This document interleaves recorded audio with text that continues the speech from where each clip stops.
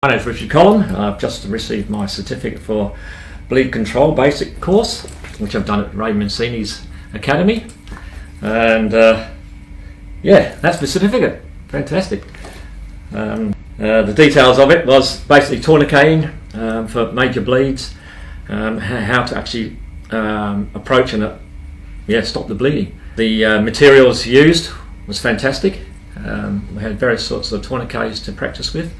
They had a live sort of a setup where there was a natural bleed happening in respect to a model, and we had to, given time limit to stop the bleeding of that. Covered a lot of ground, and lots of questions were asked, of course.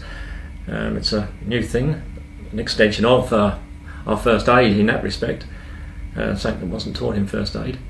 Thoroughly enjoyed it, and it took a lot of strength to stop the bleed on a major artery, say on a leg. Amazing. But yeah, tourniqueting, we learnt it, so hopefully we don't have to use it practically, we hope, but we're ready if we do.